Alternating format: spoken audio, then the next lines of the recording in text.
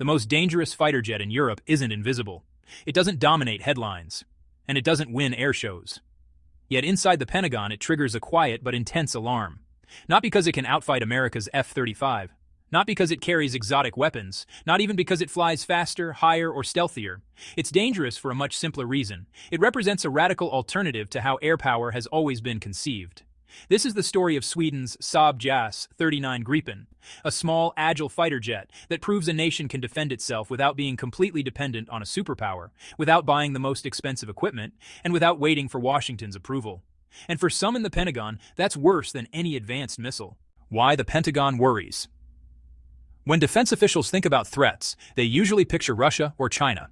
Advanced stealth jets like the Su-57 or J-20. These are technological contests. America knows how to respond to them.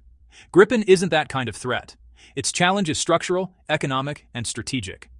Every sale isn't just one fewer American jet sold. It's one nation that can operate independently, one ally with more freedom to make its own defense decisions. Imagine a NATO country with a limited budget.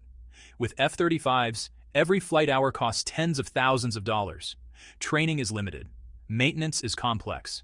Software upgrades require American approval. Decisions are centralized. Autonomy is restricted. Now imagine that same nation buying Gripens.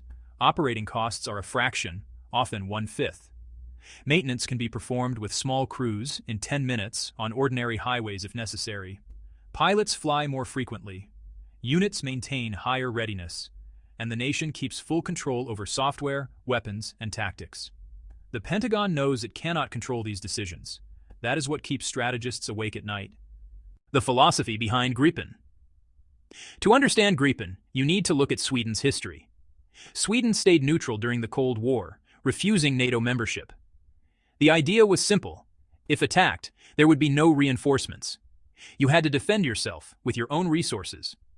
Gripen was designed for that reality. It's not about overwhelming force. It's about survivability. The aircraft can operate from 800-meter stretches of highway. Maintenance is minimal. Refueling and rearming are fast. The plane is designed to keep flying, even when infrastructure is destroyed. This is a completely different concept from the F-35, which relies on massive support networks, specialized equipment, and centralized systems. One focuses on dominance, the other on survival and independence. Cost versus capability. Numbers tell the story clearly. A single F-35 flight hour can cost between $35,000 and $47,000. A Gripen flight hour costs around $8,000. That's not just a saving. It's a multiplier. With the same budget, a country can fly Gripens 5 times more than F-35s. More flight hours mean better trained pilots, more missions flown, higher readiness, and a real ability to sustain operations in a crisis. Even technology isn't the limiting factor. Gripen's engine, the General Electric F-14, isn't the most powerful, but it's reliable and easy to maintain.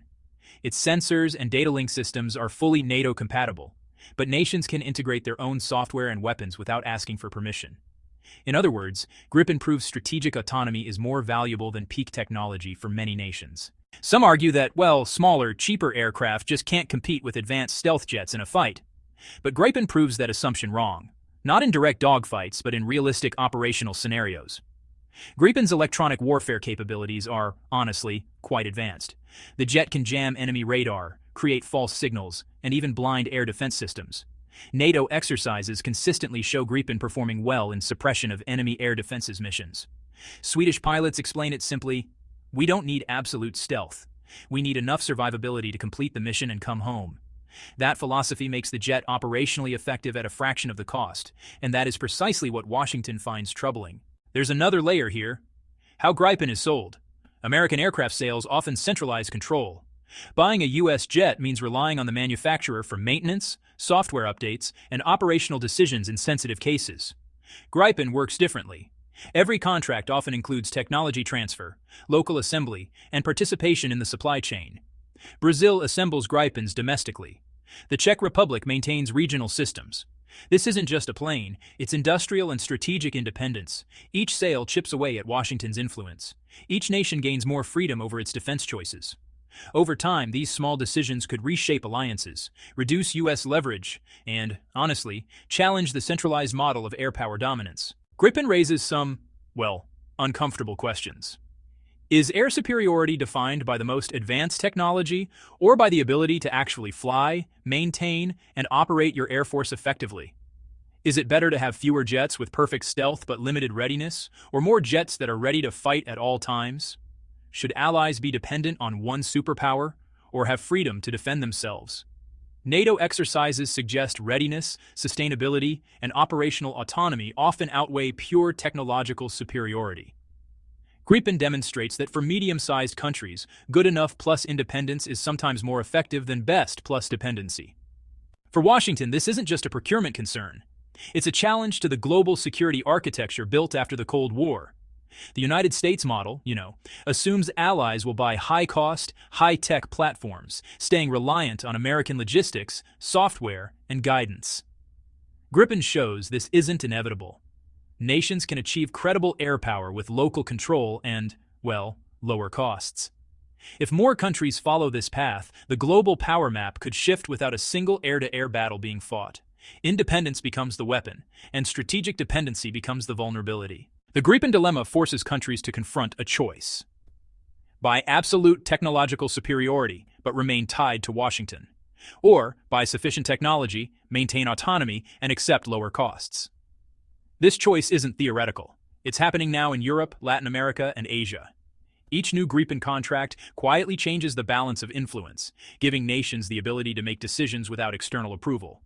And every time that happens, it undermines the very model of centralized air dominance that the F-35 was designed to uphold. Gripen proves a powerful lesson. The most dangerous weapon isn't always the flashiest or most expensive. Sometimes it's an idea, a system that challenges assumptions about power, control, and dependence. For medium-sized nations, Gripen offers a template, strategic independence, cost-effectiveness, operational reliability. For Washington, it's a wake-up call. Allies may no longer need permission to defend themselves. In the years ahead, the real story of global air power won't just be about who has the best stealth jet. It will be about who can fly the most, fight the most, and decide for themselves. And for those watching from the Pentagon, that realization is far more dangerous than any fighter jet in the sky. In modern geopolitics, control is sometimes more valuable than technology. Gripen isn't just a fighter jet. It's a challenge to dependency, a lesson in pragmatism, and a symbol of freedom in defense policy. The future of air power may not belong to those who build the best planes, but to those who make their nations truly capable of flying on their own terms.